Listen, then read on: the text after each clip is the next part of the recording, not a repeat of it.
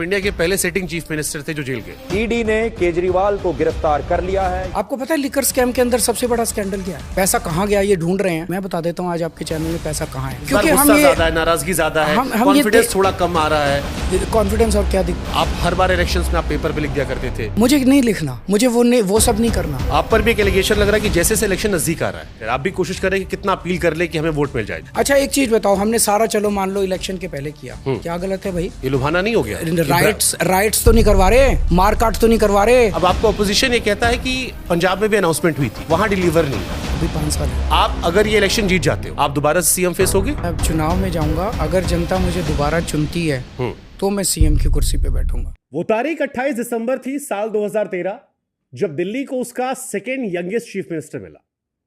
एक ऐसा शख्स जो अन्ना आंदोलन के प्रमुख चेहरों में से एक था, एक ऐसा शख्स जिसे हमने लोगों के बिजली कनेक्शन जोड़ते हुए देखा था। आज जो हमारे साथ है, नाम है अरविंद केजरीवाल जी, 3 बार के दिल्ली के मुख्यमंत्री। अब जब 2013 से 2025 में हम आते हैं और मैं आपकी बीती रात डॉक्यूमेंट्री देख रहा था, मुझे लग रहा है काफी चीजें बदल गई है। डॉक्यूमेंट्री देखने के बाद कई तरह के सवाल मेरे मन में आ रहे थे। एक सवाल तो ये था कि बहुत सारे हाई एंड लो नोट्स थे। ये डॉक्यूमेंट्री क्यों बनाई आप लोगों ने? एक ऐसा नैरेटिव बनाया जा रहा था जैसे कोई हम दोषी हैं, हमने कोई अभी जैसे आप लोग आपका जो आपने शुरू जो किया उससे भी एक थोड़ा सा ये लग रहा था। 2013 में जब आपने शुरू किया तब आप नायक की भूमिका थे, लेकिन अब ऐसे लगा जैसे अब आपका लेकिन अब आने वाला है। हम वही हैं, हम बदले नहीं हैं। हमारे ऊपर कीचड़ फेंका जा रहा है क्योंकि जो शिद्दत से, जिस देशभक्ति से और जिस ईमानदारी से हम लोग काम कर रहे हैं वो उसको हजम नहीं कर पा रहे। वो एक नई किस्म की राजनीति इस देश को दे रहा है, तो ना कांग्रेस और ना बीजेपी उसको काउंटर कर पा रहे हैं। तो इन्होंने मिलके डिसाइड किया कि इनको बदनाम करो, इनको कीचड़ फेंको इनके ऊपर। कुछ तो कीचड़ चिपकेगा, जब रोज आपके ऊपर कीचड़ फेंका जाएगा कुछ तो कीचड़ चिपकेगा। आप इंडिया के पहले सिटिंग चीफ मिनिस्टर थे जो जेल गए, और बिना सबूत के, बिना कुछ नहीं है उन लोगों के पास। बार बार सुप्रीम कोर्ट के संजीव खन्ना साहब ने बोला, टिप्पणी की थी कि ये केस 2 मिनट नहीं टिकेगा अदालत, निचली अदालत में, ट्रायल में। इस स्टेटमेंट के बाद तो इस केस में कुछ रह ही नहीं जाता है। मैं नहीं कह रहा, जस्टिस संजीव खन्ना ने हेयरिंग के दौरान ये टिप्पणी की थी, जो कि अगले दिन हेडलाइंस के सारे अखबारों में हेडलाइंस छपी थी। तो जाहिर तौर पे ये पूरा का पूरा केस पॉलिटिकल षड्यंत्र था जो हमें बदनाम करने के लिए और हमारे काम को रोकने के लिए और इस नई राजनीति को ख़त्म करने के लिए किया गया था। नहीं, ये तो आपका कॉम्प्लीमेंट है कि आप मतलब 4 बड़े मंत्री एक साथ जेल में हो और उस जेल में हो जिसके मालिक भी आप हो। बड़ा शॉकिंग था ये हमारे लिए जानना कि तिहाड़ के मालिक आप है, सिटिंग चीफ मिनिस्टर जेल में जा रहा है। अब मेरे जहन में ये ख्याल आ रहा है, ये सवाल आ रहा है कि मैंने कल डॉक्यूमेंट्री में एक सीन देखा, मनीष जी ने कहा कि बीच में एक दीवार थी, इधर आप थे। फिर मैंने आपको सुना कि आप कह रहे थे कि मैं टूट रहा था, कमजोर हो रहा था। फिर मुझे लगा यार वो तो 1.5 साल से।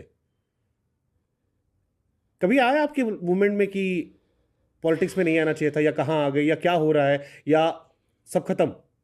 नहीं, ऐसा नहीं है। मुझे लगता है कि अगर हम राजनीति में नहीं आते तो जितने काम हम कर पाए शिक्षा में, जो हमने शिक्षा में काम किया है वो आज तक भारत में कभी नहीं हुआ, 75 साल में नहीं हुआ। और गरीबों के बच्चों को शिक्षा मिलने लगी है। दिल्ली में 18 लाख बच्चे स्कूल में हैं, उन बच्चों का भविष्य बना है। पहले वो टाट पट्टी के स्कूल में पढ़ते थे, जर्जर स्कूलों में पढ़ते थे, अब वो शानदार इंफ्रास्ट्रक्चर है, शानदार एजुकेशन है, उनको भविष्य मिला है। तो अगर हम राजनीति में नहीं आते तो ये जर्जर व्यवस्था चलती रहती।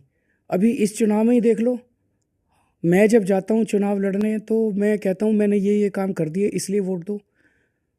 वो बस गालियाँ देते हैं, हमें गालियाँ देते हैं। तो ये गालियों का सिलसिला तो चलता रहेगा। ये तो इनकी सेटिंग है। बीजेपी कांग्रेस को गाली देती है चुनाव में, कांग्रेस बीजेपी को देती है। 5 साल ऐश करते हैं, 5 साल पैसे उड़ाते हैं और उसके बाद फिर चुनाव में आ जाते हैं। इन्होंने देश के लिए थोड़ी कुछ करना है। तो हमने राजनीति के अंदर नई लकीर खींची है। आप जब आए थे लोकसभा इलेक्शन के पहले, मुझे याद है वो कैंपेन, जेल का जवाब वोट से देंगे। आपने कहा कि अगर आप चाहते हो मैं जेल से बाहर रहूं, 2 तारीख को निकल आऊं, तो आप मुझे वोट दीजिएगा। अगर आप झाड़ू पर दबाएंगे तो मैं बाहर निकल आऊंगा, कमल पर गया तो मैं अंदर चला जाऊंगा। बट फिर आपके अपोजिशन कहते हैं कि साथ के साथ सीट आप हार गए।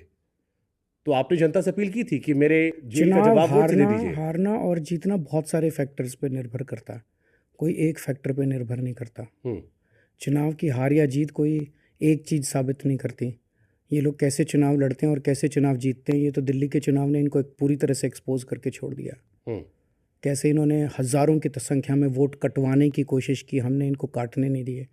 कैसे इन्होंने हज़ारों की संख्या में, लाखों की संख्या में फर्जी वोट बनवाने की कोशिश की, हमने इनको बनाने नहीं दिए।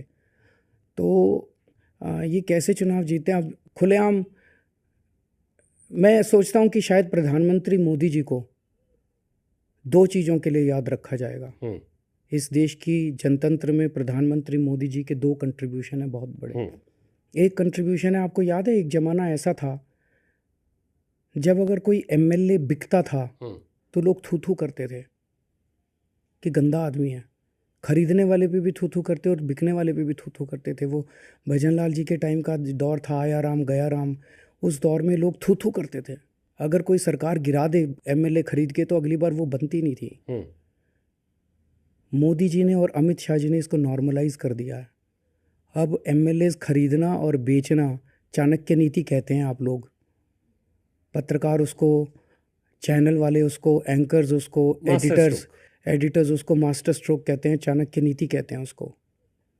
तो दूसरा, इस चुनाव के अंदर जिस तरह से खुलेआम पैसा बांट रहे हैं, रोज़ बट रहा है दिल्ली के अंदर, रोज़ पैसा बट रहा है, रोज़ जैकेट बट रही हैं, साड़ियाँ बट रही हैं, कंबल बट रहे हैं, राशन बट रहा है, कुछ नहीं हो रहा।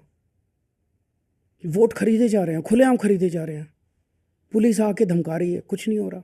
इसको भी अब जी ये नॉर्मलाइज कर देंगे। ठीक, आप जो कह रहे हैं वो बहुत हद तक सही है, बहुत हद तक सही। एक मिनट जी जी, इसको भी इन्होंने नॉर्मलाइज कर दिया।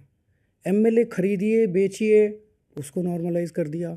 वोट पैसे से के दम पे खरीदिए और सामान बांटिए। चुनाव आयोग को तो खैर कुछ दिखाई नहीं दे रहा। चुनाव आयोग को हमने चिट्ठी लिखी, चुनाव आयोग कहता है इसका कोई सबूत नहीं है, इसका कोई गवाह नहीं है। Are you scared? BJP is, I am not scared, I will fight till my is last, election में? I will fight till my last breath. मैं ये चुनाव जीतने और चुनाव हारने नहीं आया हूँ, ये मेरा मकसद नहीं है।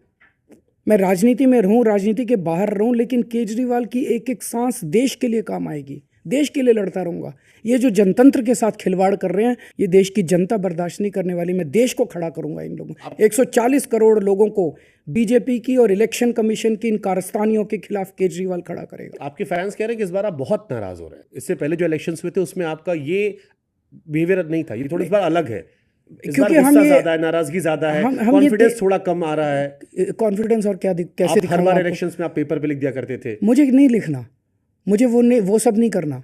मैं जो देख रहा हूँ, मेरे लिए सीट तो जीतेंगे हम। आम आदमी पार्टी जीत रही है, सब लोग कह रहे हैं, चारों तरफ माहौल है कि आम आदमी पार्टी कितनी सीट निकालेगी सरकार।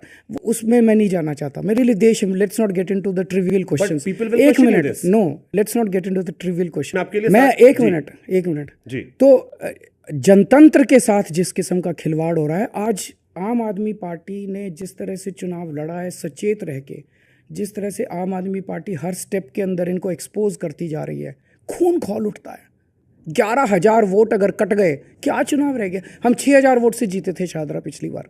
आपने अगर 11,000 हमारी वोट कटवा दिए, क्या बचेगा उसके बाद? ये तो हमने इनको एक्सपोज कर दिया, रुक गया दिल्ली के अंदर। हरियाणा भी ऐसे ही जीते हैं, महाराष्ट्र भी ऐसे ही जीते हैं। इनके पास जन समर्थन नहीं है। इस देश के 140 करोड़ लोग बीजेपी को हराना चाहते हैं, लेकिन जब वोट डालने जाते हैं वोट ही नहीं मिलते। वोट डालने जाते हैं वोट ही नहीं मिलते, लोग वापस आ जाते हैं। ये चल क्या रहा है? और नो वन इज, किसी चैनल ने दिखाया, किसी चैनल की हिम्मत है, मैं आज चैलेंज कर रहा हूं आपके इस शो के जरिए, कोई चैनल दिखा दे, अगले दिन बंद कर देंगे मोदी जी उस चैनल को। और आप कह रहे हो कि केजरीवाल नाराज है। केजरीवाल नाराज है। 140 करोड़ लोग जिस दिन नाराज हो गए ना इन बीजेपी वालों को, देश के अंदर जीना मुश्किल हो जाएगा। फिर मेरे मन में सर सवाल है, नाराजगी के पीछे कई वजह आ रही है। जैसे आपने कहा कि वो पैसे बांट रहे हैं, ये बहुत सारी चीज़ आ रही है। आप पर भी एक एलिगेशन लग रहा है कि जैसे से इलेक्शन नजदीक आ रहा है, आप एक के बाद एक चीज़ें ऐलान करें, आप भी कोशिश करें कि कितना अपील कर ले कि हमें वोट मिल जाए। जैसे आपने अभी किराएदारों को लेकर ऐलान किया। एक चीज़ बताओ जी, जो मैंने ऐलान की है, क्या उन मुद्दों पे चुनाव नहीं लड़ाना चाहना चाहिए? आप दो चीज़ देखो, एक तरफ बीजेपी है, एक तरफ केजरीवाल है। 12 बजे केजरीवाल की प्रेस कॉन्फ्रेंस होती है। केजरीवाल कहता है कि मैं गरीब सफाई कर्मचारियों के लिए दिल्ली में घर बनाऊंगा, वो आसान किश्तों पे घर ले सकते हैं। 1 बजे बीजेपी की प्रेस कॉन्फ्रेंस होती है, कहती है केजरीवाल ये, केजरीवाल कमीना, केजरीवाल फलाना, केजरीवाल ढिमका। Who is strengthening democracy? अगर मैं रोज प्रेस कॉन्फ्रेंस करके किसी ना किसी देश के तबके के लिए कुछ अनाउंस कर रहा हूँ, क्या गलत कर रहा हूँ भाई? बट मुद्दों पे चुनाव लड़ रहा हूँ ना। बिल्कुल सही बात है। बट 2011 मैंने ऐलान किया कि स्टूडेंट्स को मेट्रो के अंदर 50% कंसेशनल रेट मिलेंगे। It's good for the students. आप भी करो ना, आप क्यों नहीं कर रहे? आप बस मेरे को गालियां दे रहे हो। आप मेरे को सवाल तो पूछने दो ना सर। आप मेरे को ये बताओ, अच्छा शुभांकर जी, आप इतने सीनियर पत्रकार हैं, बीजेपी किस मुद्दे पे चुनाव लड़ रही है? मैं को आपसे सवाल पूछने दो, थोड़े सवाल मेरे लिखे हैं, वरना लोग मुझे कहेंगे कि मैंने पेड पॉडकास्ट कर दिया। नहीं, ये बता दो, मैं आपसे मैं आऊंगा, आप सारे बीजेपी और आपको लेके सब बैठा हूं सर। मैं थोड़ी रिसर्च मैंने भी की, मेहनत की है। इतनी आईटी में की होती तो आईटी निकल जाता, मेरा बीटेक नॉर्मल ना होता। मेरा जो नजरिया है सर इलेक्शन को लेके, या एक कॉमन आदमी का, या जब हम आपको 2011-13 में देखते थे, सो ये लगता था कि किसी भी स्टेट को डेवलप करने के लिए पॉवर्टी हटा दो, इकोनॉमिक ग्रोथ कर दो, इंफ्रास्ट्रक्चर, एजुकेशन, हेल्थ सिस्टम बेहतर कर दो। बट अब जो आपका भी मेरे को लेके नजरिया बन रहा है वो ये कि आप भी बाकी पार्टीज की तरह हो, कि आप भी फ्रीबीज दे रहे हो कि भाई किससे खुश कर लोगे। अच्छा, रिलीजन की बातें हो रही है, कास्ट की बातें हो रही है, और फ्रीबीज की बातें हो रही है। एक चीज बताओ, ये कोई डिफरेंस नजर नहीं आ रहा। फ्री भी क्या होता है? फ्रीबी, नॉर्वे और स्वीडन में हेल्थ और एजुकेशन फ्री है। सर हेल्थ एजुकेशन आप भी कर दो कंप्लीटली। 1 मिनट आता हूँ ना फिर जी। तो ये फ्री भी नहीं है? नहीं, ये अच्छी चीज है। हेल्थ एजुकेशन मेरा मानना है कोर वैल्यूज है जो आप कर दो, हेल्थ एजुकेशन और जॉब दे दो। एक आप सारे पत्रकारों को कहो कि अपने अपने टीवी चैनल में बैठ के कहेंगे कि हेल्थ और एजुकेशन अच्छा कर रहा है केजरीवाल, और ये फ्री भी नहीं है। एक मिनट, एक एक करके महिलाओं को बस का सफर फ्री भी है कि नहीं है? 38 लाख महिलाओं को आपने शामिल किया योजना में। 4,560 करोड़ रुपए इसका भार आएगा, जिससे खर्च जो है 10,000 करोड़ हो जाएगा। एक दो सवाल इसको लेकर आ रहे हैं। जो एक सवाल है कि इसका पैसों का भार जो है वो कहां से आप मैनेज करोगे, क्योंकि ऑलरेडी इसका भार बहुत ज्यादा हो रहा है। 30% ऑफ जीडीपी हो जाएगा अगर आप टोटल जोड़ लोगे तो। एक दूसरा, हर दिन ऐलान हो रहा है और आपके आलोचक ये कह रहे हैं कि इलेक्शन जब आ रहा है तब आप ऐलान करो। इनमें से कई योजनाएं ऐसी हैं जो पहले भी आपने ऐलान किया था, जैसे किराएदारों का था, आपका 2019 का वीडियो है, और भी कई ऐलान है जो आपने पहले भी किया था, except for the Pandit one. बाकी जो ऐलान हो पहले भी रहे हैं, किराएदारों को लेकर, महिलाओं को लेकर। तो पिछले बार नहीं पूरे, इस बार क्यों, और इसका बजट कैसे मैनेज करोगे आप? पिछले 10 साल में हमने काफी काम किए ना। पहला आपके पहले क्वेश्चन पे आते हैं। आपके कई सारे क्वेश्चन थे। जी। आपका क्वेश्चन फ्रीबीज को लेके था। हाँ। कि फ्रीबीज क्यों? तो अभी आपने मान लिया कि भाई हेल्थ और एजुकेशन फ्री भी नहीं है। महिलाओं का बस का सफर फ्री भी है। मुझे लगता है सर महिला आप एजुकेशन और हॉस्पिटल, मेरा जो अपना मानना है, एजुकेशन हॉस्पिटल दे दीजिए, जॉब दे दीजिए, बाकी चीजें लोगों को कमाने खाने दीजिए। वो महिलाओं का बस का सफर फ्री भी है अगर आपके पास इतने पैसे हैं कि आप आराम से मैनेज कर सकते तो नहीं है। तो वो तो कर ही रहे हैं, पिछले 7 साल से है, तो पैसे तो मैनेज कर ही रहे हैं। अभी आतिशी जी गई थी पीएम के पास पैसे वो गलत खबर थी, आतिशी ने भी क्लैरिफाई कर दिया। नहीं गए थे, दिल्ली के बजट में कोई नुकसान नहीं है। कोई नुकसान नहीं है। ठीक है, तो फ्री भी है। अगर पैसे आपके पास ज्यादा है तो नहीं है। नहीं है। हाँ। तो इसका मतलब आपका पैमाना है कि अगर पैसे हैं तो फ्री भी नहीं है। 3 चीजों के अलावा बाकी जितनी चीजें आ रही हैं वो लोक लुभावनी चीजें हैं। बिजली 24 घंटे कर दी हमने दिल्ली के अंदर। गुजरात में ये 30 साल से नहीं कर पाए। इनकी 20 राज्यों में सरकार है, कहीं ये बिजली फ्री नहीं कर पाए, बिजली 24 घंटे नहीं कर पाए। दिल्ली में अगर 400 यूनिट बिजली खर्च करते हो तो 800 रुपये का बिल आता है। गुजरात में 400 यूनिट बिजली इस्तेमाल करते हो तो 4400 रुपये का बिल आता है। अगर मैं अपने मिडिल क्लास के लोगों को सस्ती बिजली देता हूँ तो क्या ये फ्री भी है?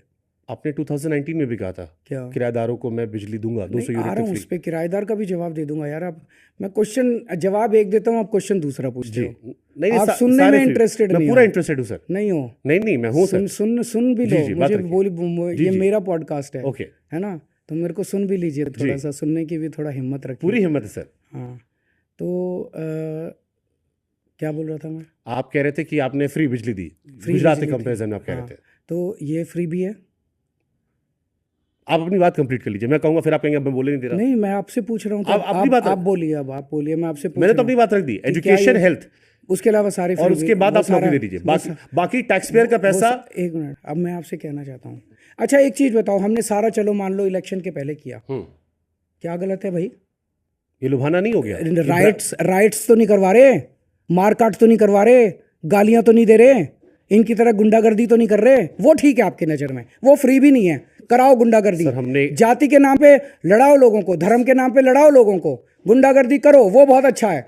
केजरीवाल फ्री भी कैसे दे रहा है? केजरीवाल को रोको। आप मेरे सामने, इसलिए सवाल मेरे आपके हैं, मैं इसका मतलब ये नहीं कि मैं उनको सही जस्टिफाई कर रहा हूँ। मेरा सवाल आप मेरे सामने, इसलिए जो सवाल होंगे वो आपके लिए मैं तो होंगे। यही कह रहा हूँ, जो नैरेटिव बनाने की नहीं, कोशिश बिल्कुल की नहीं। जा रही है इस देश के अंदर, मुझे ये लगता है कि मिडिल क्लास कहीं सर, अरविंद केजरीवाल की personality known for RTI man, सवाल पूछने वाले व्यक्ति अरविंद मैं तो केजरीवाल जवाब थे। दे रहा हूँ, और इसीलिए मैं जवाब दे रहा हूँ, इसीलिए आज आपके सामने बैठा हूँ। आप वो व्यक्ति है जिन्होंने मंचों से सवाल पूछा है। मैं जवाब दे रहा हूँ, इसीलिए जी। आज आपके सामने बैठा हूँ। बिल्कुल सही बात मोदी है। जी की हिम्मत नहीं है आपके सामने बैठने की। कोशिश हमारी है उनसे भी बात करने की। देखते हैं, और आप कितने ऐसे ऐसे सवाल पूछ के देखिए, मैं- आप इस देश में रह जाए, मैं चैलेंज करता हूँ। सर, जिस आपको ईडी गिरफ्तार ना कर ले उसके बाद तो मैं चैलेंज करता हूँ, जिस शिद्दत से आप मुझसे सवाल पूछ रहे हैं, आप मोदी जी से पूछ के देखो। अब वो उनका अधिकार है, सवाल तो सामने बैठेंगे सर, ना, हम पूछेंगे ना, उनसे। ना, आपकी हिम्मत नहीं होगी पूछने सर, की, अखिलेश किसी की यादव से हिम्मत लेकर नहीं है। गडकरी जी- उसमें तो आप उनसे पूछेंगे आम कैसा खाते हैं, काट के खाते हैं कि चुस के खाते हैं। सर, वो तो आपके भी लोग आप- पूछ लेते हैं, आप- करंट आप में बहुत है।